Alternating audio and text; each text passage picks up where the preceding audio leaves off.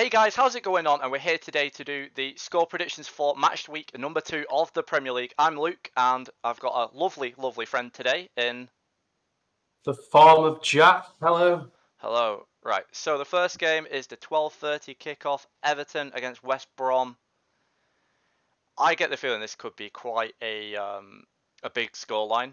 I think you saw West Brom against Leicester did struggle, so I think I'm going to go 3-0 to Everton. I think West Brom with Ivanovic, I don't really feel their signs. I think Everton will probably walk it, to be honest. I don't know what you think. No, I was going to say the exact same thing. I can't Yeah, see West Brom even scoring. I was going to say 3-0 to Everton. yeah.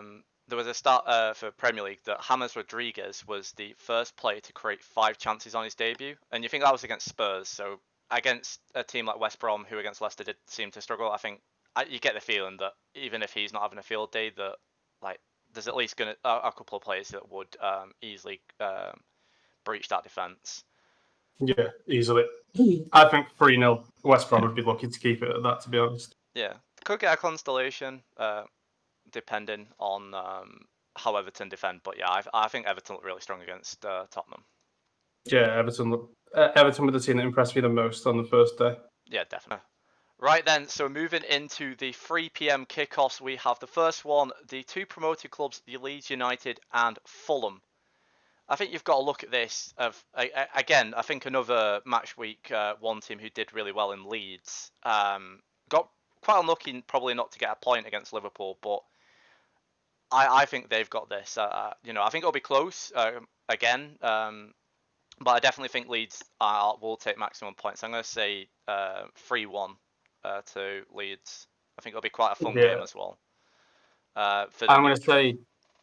Sorry, I'm going to That's say fine. 2-1 Yeah, to Leeds, yeah. but I just think the way they went forward against Liverpool Oh was yeah, class. Like they absolutely. played really well, but their defense was poor, so I Yeah, can't see them keeping a clean sheet.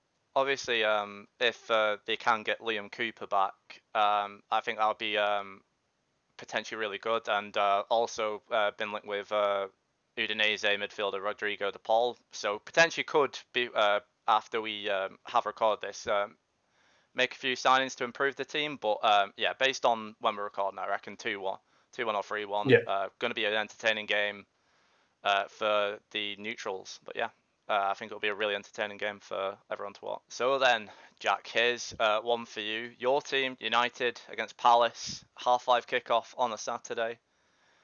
I think this is another one, like I said with the Leeds game, this could be quite entertaining, given I'm scared for this game. both teams play. At least from the first game, I got the impression Palace played quite attacking football. United post lockdown for me were one of the most entertaining teams to watch. So I think this has got could be one of a really good game this weekend again. I think this weekend we've been treated. But the most important thing is, what are we going for scoreline? I'm going to go 4-2 United. I'm gonna go a bit controversial. I'm gonna think it'll be a bit closer. I'm gonna say 2-1. I think United will come out the traps pretty hard, and I think that what we could start to see is that Palace doing what they did against Southampton, using that counter-attacking system with Zaha, Townsend, and Eze if he plays. Potentially could be also a debut for Batshuayi. So I think in terms of attacking football, we could be in for quite an entertaining game. But in terms of defence, I think it's going to be both teams going to have to be quite resolute. But as well for United, though, Donny van der Beek potentially starting. Are you excited to see him? Very excited. I think him, Bruno, and Pogba in the middle. That's why I'm saying 4 goals. I think they'll create so many Yeah. chances. Also, I think, But I just think the defense is on both teams is too shaky. yeah, exactly. Could potentially see Pogba released a bit more. Donny van der Beek, quite versatile as a midfielder, so we could see Pogba potentially freed up to go forward a lot more, which I think would help him um, in terms of his game. Because I never really see Pogba as the sitting or box-to-box midfielder. I think he's the one that drives the team, and I think Ollie's done well into getting Van der Beek in to really free up the team. But yeah, guys, that's our prediction for that game. So now on to the 8 o'clock kickoff. So then going into the 8 o'clock kickoffs, we have Arsenal against West Ham, a London derby to end Saturday's fixtures. Arsenal started pretty well on match week 1, and West Ham started quite poorly against Newcastle, but also on Tuesday picked up a 3-0 win against Charlton, which probably helps confidence for them going into this game, you'd argue. Arsenal looked, although getting 3 goals, a little bit shaky still. So I think this is one of these games that, because it's a derby, I believe it's a Sky Sports game as well. West Ham are probably going to be up for it, you'd argue. Yeah, it is on Sky Sports, by the way. But I reckon West Ham will come out swinging. I reckon they'll win it 2-1 like that. But like, it wouldn't surprise me if they did. Like, especially with Aubameyang signing a new contract, you think he'd like. Well, he's already proved himself, but you think he'll go out to prove himself again? Yeah, but I think West Ham are always dodgy for Arsenal. Yeah, I think in years gone by, I'm pretty sure that Arsenal always do seem to struggle, and like I said, I think West Ham will be a lot more up for it because of the fact that 1, they've got to win, and 2, it's on Sky Sports, and 2, mainly 3, it's a derby. You know, you always want the program right. So I'm going to go though for a 1-1 draw. I think it'll be quite a cagey game, quite end to end, but I'm also thinking that this is potentially going to be one of these games that West Ham will score, probably just really dig in, and Arsenal, I don't think will have too many answers for them. Yeah. On to the Sunday fixtures, and the 12 o'clock kickoff is Southampton against Tottenham Hotspur. Both teams did start off the season to 1-0 defeats. So you'd argue a lot both teams will want to come into this game, at least get a point, you'd argue. Want to get a bit of positivity running through. Yeah, I'm going for a draw, but like, there's not even that much to say about them. Like, they're both just boring teams at the moment. The one thing that we do have to do as a disclaimer is, at the time of recording, Tottenham haven't announced Sergio Reguilon or Gareth Bale. So if they do, bear in mind, we're doing this prediction based off those two not playing. I think we were kind of saying off recording that even if they do, probably we won't start anyways. But yeah, I think a draw or a narrow win in this. I'll probably go 1-0 Tottenham. But I don't. Go on. Sorry, I think I'll go 1-1, but if they sign them and somehow they both start, I'll go with Tottenham win. Yeah. I don't think it'll be a good game, though. I think it'll be very sluggish. Both teams kind of being kind of cautious, I think, because I think they're conscious of the fact started both with losses. So I don't think they'll be like out the traps trying to immediately go for people. Yeah, I think both teams will be scared. They're going forward. Yeah, obviously. Probably be in the bottom half of the table, but potentially. Both made pretty good signings. Newcastle with Wilson and Fraser and Jamal Lewis, and Brighton, at least from the Chelsea game, had some very good looking players out. What do you think, Jack? I think I'm going to go with Brighton just purely because I don't really play. The teams haven't played enough games to actually like. Yeah, form's one of them that I think Brighton weren't bad against Chelsea. Like, they were always going to get beat in that game. Lamptey played well. Trossard played well. And I think Brighton are quite underrated. The defense is terrible. Yeah. Other than that, and like, I know Newcastle have got a pretty solid attack nowadays, but I don't know. I'd say like Brighton 2-1. Yeah. I think I'm going to go 1-0 Newcastle, but you'd argue with Brighton as well. Ben White coming back from loan on a new deal.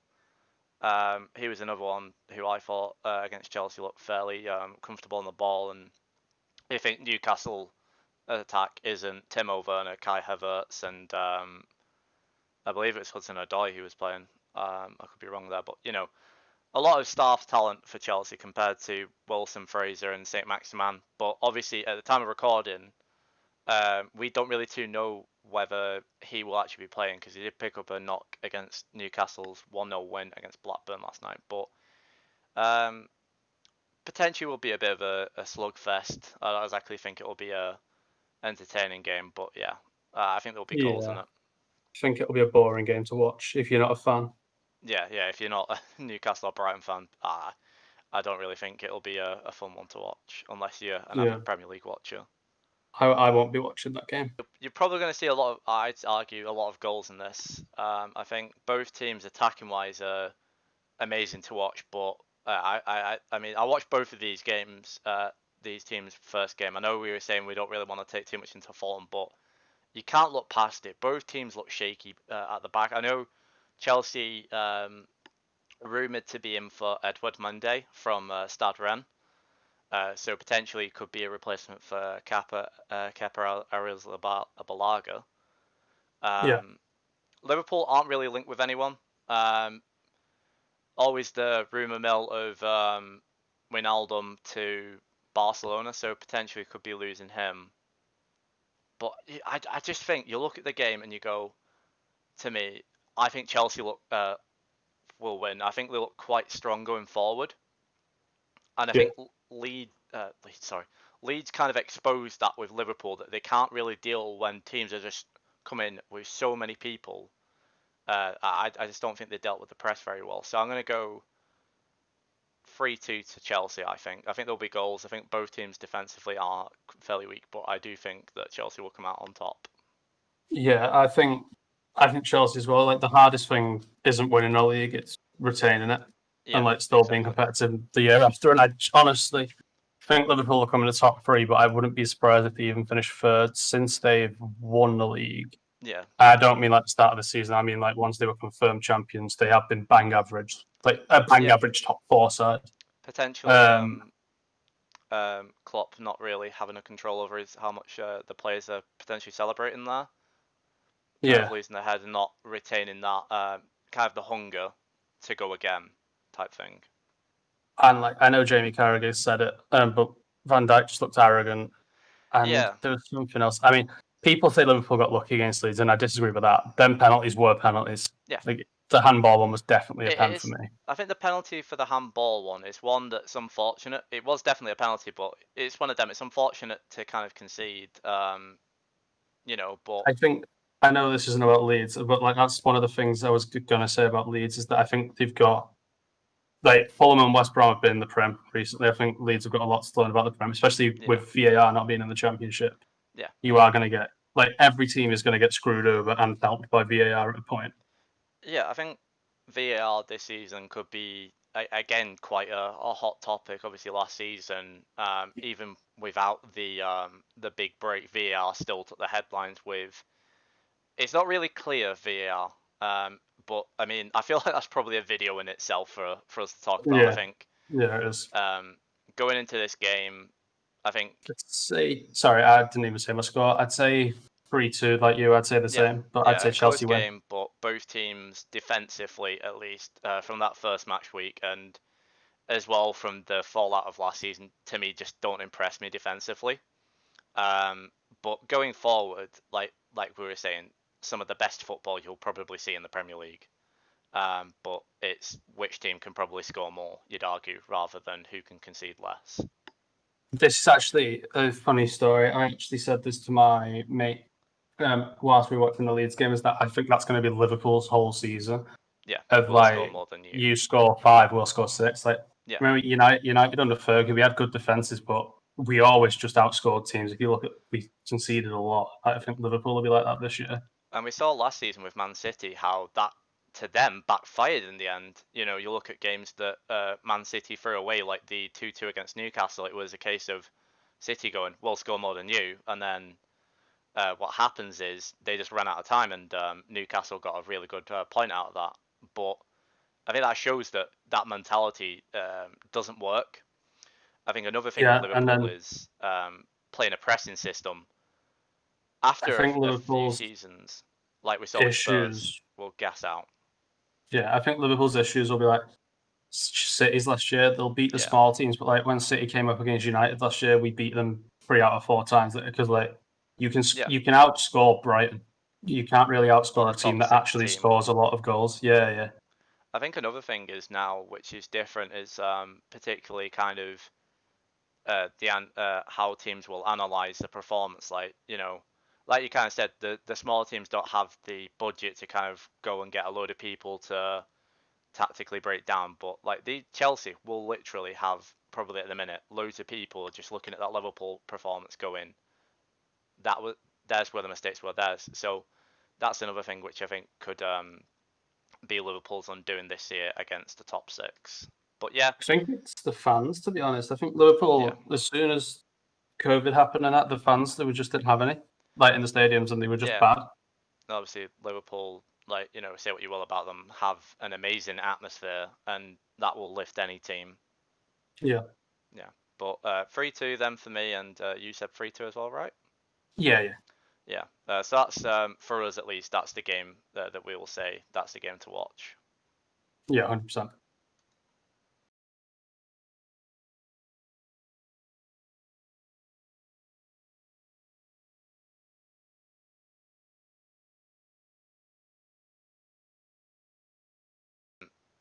How do we reckon they'll do this season? Because lockdown was a bit shaky. Do you think they'll be a bit revitalized now? New season. Maddison's obviously back from injury, and obviously completed the signing of Timothy Castagne from Atalanta. Leicester, I do think they're going to be better, but I think they're going to finish lower. I know that sounds weird, but I think Arsenal, Chelsea, and United are better than they were. Well, United's not played, but in theory, better than they were last season. Yeah. And I think it's going to. I think my top six would be, not in order: Arsenal, Chelsea, Liverpool, City, United, Everton. I just think Everton, and then Tottenham and Leicester behind them. So it's like for the specifically for the top for the Europa League spots this year, quite a lot of competition. For Leicester, and you've got not even thought about Wolves. Like, and no offense to Leicester, I think they're going to be just as good as they were pre-lockdown. Obviously, with Leicester though, Johnny Evans, I believe, still suspended for this game, so could be an issue there having to play. I mean, at the time of recording, they haven't signed a centre back. I know they are in the market for one, but haven't signed anyone at the time of recording for us, so we can't really predict that they'll have a new centre back for that game. But I still think that they'll be fine against Burnley. Burnley. I think they've got lucky with Johnny Evans being suspended for West Brom and then Burnley. Yeah, I mean, Burnley, though, getting onto them, haven't really signed anyone. I mean, I can't think of anyone, at least, that they've signed. No, I literally don't have anything to say about Burnley except what you just said off recording, is that they're probably going down this year. Yeah, obviously, last year, Dwight McNeil probably their, you'd argue, kind of breakout prospect that came in. Who could potentially. I love the manager. I love Sean Dyche. So I don't want him to go down, but I can't see Burnley staying up. Obviously, strong links at the minute is West Ham are linked with James Tarkowski, and you think if they lose him, who I think is a really good defender for him, could really. He's a solid defender. Yeah. I think with this one, I'm going to go 4-0 to Leicester. I think Burnley are just not really. They'll probably just sit back and try and just damage limitations, to be honest with you. I think Leicester, when they got going against West Brom, looked really, really fluid with their play. And as I believe Maddison should, Rodgers did say Maddison should be starting for the Leicester game. And you just think that's a big person to try and, for Burnley to try and contain. I think I'll say 3-0, but I wouldn't be surprised if it went 4-5-6. We kind of said this off when we weren't recording, that this is one of them. It's really hard to predict because Leicester could just stomp them, like kind of like when Leicester beat Southampton. Was it 8-1? I think it was 9. Didn't they get 9? I'm not too sure. Like you could potentially see big scoreline here. If Burnley were the exact same team but had just been promoted, I'd say like 5-0. But I think they've just got that Prem experience. Yeah, they kind of know how to dig into a game. I think the issue is that for Burnley going forward is it's that investment. They need investment, and because I mean, I feel like if you get left behind and not investing, that's when you start to really struggle. You saw that with you think Norwich last season didn't invest much, and the players they did invest in weren't really of quality of the Premier League. Probably going to see that with United this season. Yeah. They only signed one player, and I know that we've still spent more than probably Burnley could afford, but we're not going to keep up with the likes of, Havertz and and stuff like that. Also, so I'll say Leicester 3-0, but I just want to say how underrated is Johnny Evans. Like, he's so good. Yeah, he's a good ankle breaker. I know that much. Mate, he's Mate, I think he's a top defender. Yeah, it was interesting when he did leave United because I mean, obviously going to West Brom probably went. Obviously, and we know now he's at Leicester, but when he did leave United for West Brom, it was really good, and it was kind of a surprise, really. To probably wanted more game time, but yeah, I definitely think Evans is a really good defender. I think Soyuncu as well. I think I think class. Them two, after losing Maguire, have really stepped up. Yeah, definitely. And as we said, Leicester are linked to centre backs. Are linked with Jonathan Tah from Bayer Leverkusen. So again, if they get someone in of that caliber, could potentially see Leicester defensively being quite good. But yeah, we're both going for a heavy Leicester win, but we could be wrong.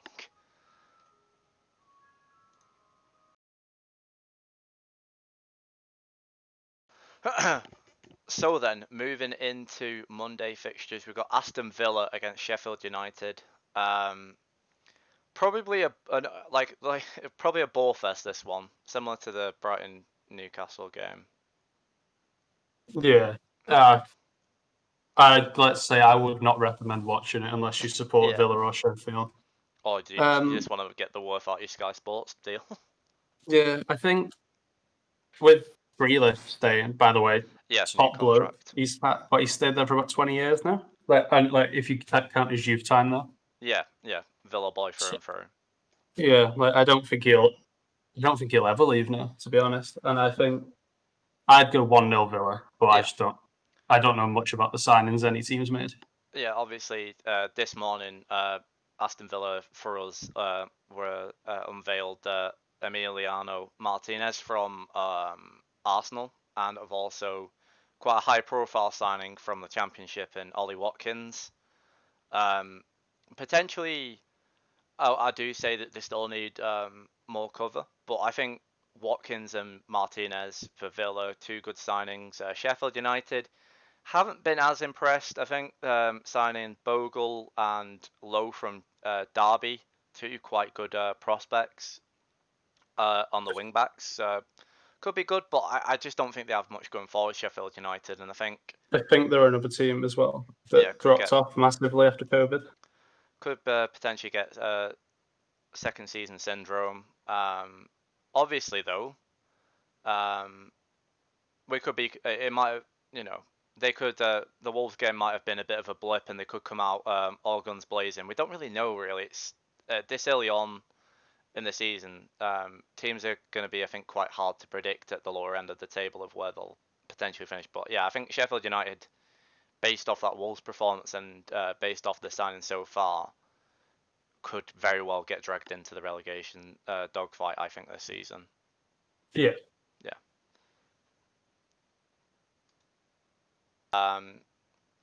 Both teams strengthening this summer.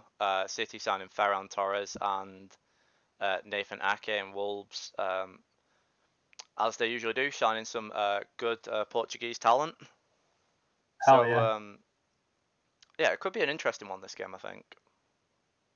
I'm going to go with Wolves. Yeah. Because I think Nuno's got the drop on Pep, like he showed it last year. And the game wasn't even close last year. That high-pressing counter-attacking football really did come up tops for Nuno last year against City. Yeah, and I think Wolves I know City have strengthened, but I think Wolves are even better than they were last year. Obviously, with the signings of Football Manager wonderkid Fabio Silva, I believe as well they did sign Marcel from, I believe I'm saying that right, from Lyon. I'm just waiting for him to sign Ronaldo. yeah. All the I reckon talent. That's another team that'll push the top 6. Yeah, absolutely. I think this year it's going to be really good, and probably really hard to call the top 6 this year. Obviously, I think the top 4. I tried to predict the league table, and I cannot do it. Yeah, I'm gonna go 2-1 to Manchester City. I think what you'll see with Man City potentially this season is because of the fact of everything what happened last year in the Premier League, and I think more the Champions League with the fact that they crashed out pretty hard. I think they've got a lot of people looking at them now and potentially saying, is this squad that's had so much money pumped into it even that good of a squad? So I think Pep this season is really going to want City to kind of demolish the league, you'd argue, just so people kind of look. So Pep's contract runs out at the end of this year. Yeah, and I think win a few trophies with City to end it. Actually, he needs to win the league and needs to get to the Champions League semis. Like, he needs to get further than he's got before. Unless I don't even think they'll renew his contract if he doesn't get that. Yeah, I think what potentially issues Pep could come under this year is it's not just a 2-horse race this year. You could like Chelsea have strengthened. If United bring the post-lockdown form, United will be potentially up there. So I think for City, they can't afford to make any mistakes this season. I think is a big thing. And I think, like you said, minimum, they've got to win one major trophy and potentially a Carabao Cup or an FA Cup. Yeah. So then that concludes then our lovely match week number 2 predictions. Please make sure to subscribe, leave put those notification bells on, drop a like as well, and we'll see you on the flip side. Peace.